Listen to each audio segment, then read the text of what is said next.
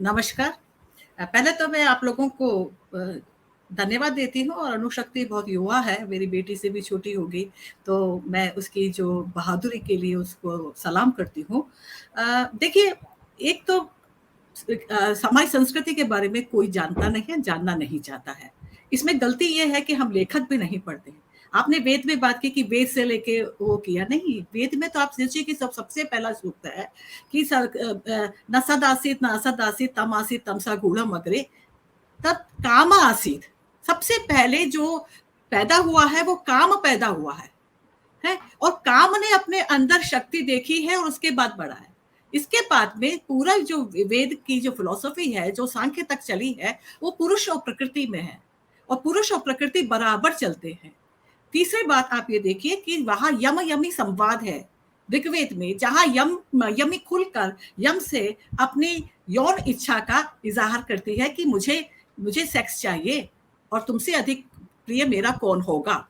और वो बहुत सुंदर कविता, वैश्विक कवि स्तर की कविता मानी जाती है।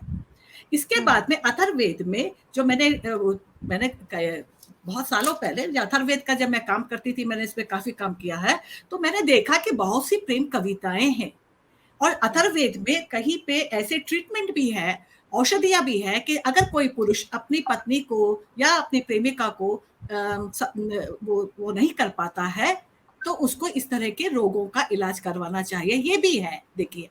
और दूसरा ये है कि ऐसी कविताएं भी है जहां पर स्त्री कहती है कि मेरा प्रेमी, वो प्रार्थना करती है कि मेरा प्रेमी मेरी तरफ घोड़े की तरह खींचता चला आए है। यानी वो यहाँ पर यौन संतुष्टि वहां पर गलत नहीं थी। वो जो हमारे पास देखिए बहुत बड़ी है, ये तो संकलन है ना, तो आप हमारे पास कुछ कुछ पॉइंट्स आते हैं, इसमें अच्छे पॉइंट्स भी हैं, अच्छे सूक्त भी हैं, जहां से हम देखते हैं कि ये जो संस्कृति, ये जो हमारा साहित्य है वो वैश्विक साहित्य स्तर पे बहुत ही खुला साहित्य है।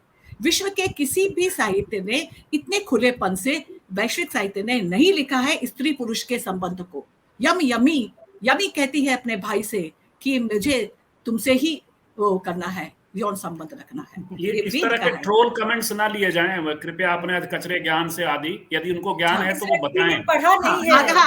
एक पढ़ लीजिए कुंदन सिंह जी, मेरा अध कचरा ज्ञान नहीं है, मैंने 15 साल 20 साल मैंने 63 से मैंने वेद पढ़ा है। वैसे ही कमेंट ऊपर लिए जाएं जो सवाल होंगे, या वैसे कमेंट ऊपर लिए जाएं जो डिबेट को आगे बढ़ाते हैं। अच्छा, दूसरी बातें है कि आप ये देखिए कि चाणक्य उसने कौटिल्य ही नहीं, ये हमारे यहाँ जो कामसूक्त है, कामसूक्त में एक पूरा की पूरा अध्याय है जहां पर पुरुष को ये बताया जाता है कि वो स्त्री को कैसे संतुष्ट करे और अगर उसमें कुछ कमजोरी है तो कैसे दूर करे। तीसरी बात यह है कि अगर आप कालिदास, अब आप प्रकृति में आप जाइए कि जो वो वाली संस्कृति, वो वाला साहित्य जहां पर जिसे हम कहते हैं कि लौकिक साहित्य, वहां लौकिक साहित्य में कालिदास कुमार संभव में शिव और पार्वती के यौन संबंध की खुल के चर्चा कर रहे हैं। ऋतु संहार में परकीय नायिका का विशेष रूप से उल्लेख है। परकीय नायिका वो होती है जो अपने पति को छोड़कर किसी और के लिए जाती है।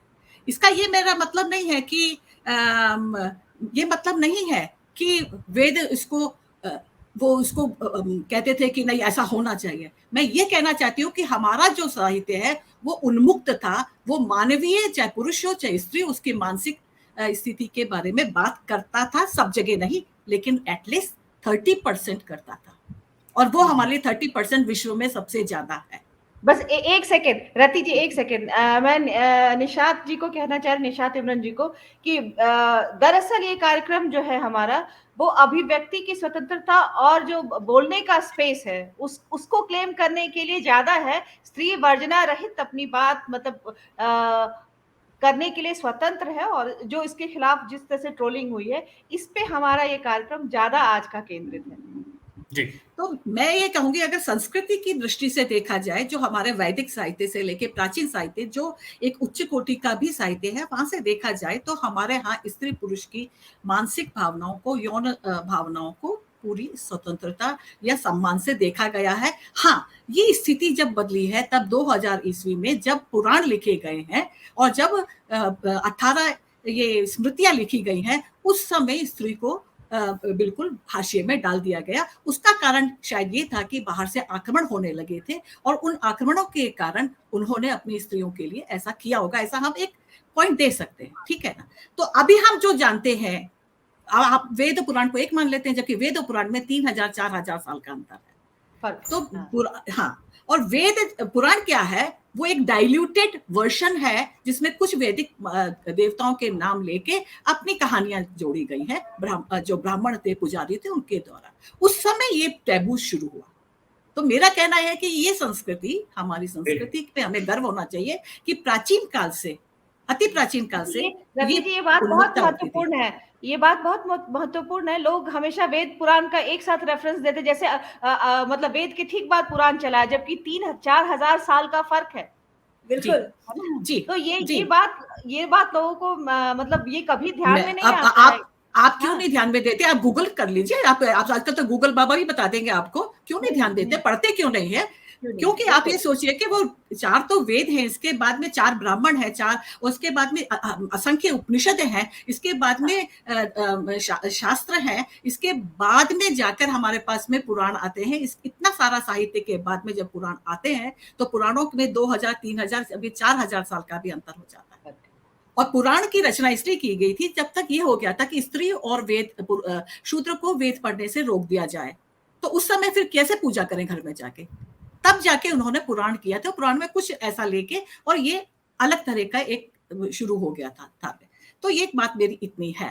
तो एक्चुअली क्या है कि हमें गर्व होना चाहिए कि हमारी एक संस्कृति है जिसने प्रकृति के नियम को अच्छी तरह से समझा है कि प्रकृति और पुरुष, है ना, दोनों से के मिलन से ही ये होती है। अथर्ववेद में काम सूक्त है, काम सूक्त है। आप ये सोचिए, जहां काल सूक्त है, काल मतलब स्पेस, वहां पर काम सूक्त भी है। और आज के सारे साइंटिस्ट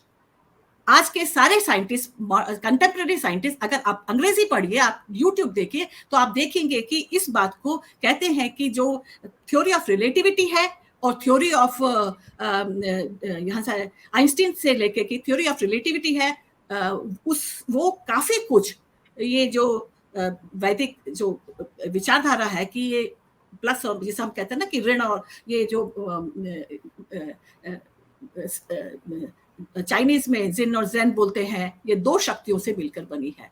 और ये भारतीय साहित्य में सबसे अधिक स्पष्ट रूप से बताया गया। तो हमें तो गर्व है कि हमारा साहित्य में खराब भी चीजें हैं, हम ये नहीं कहते। पुराणों को भी पुराण की तरह से पढ़ना पड़ता है, ये कहानियां हैं।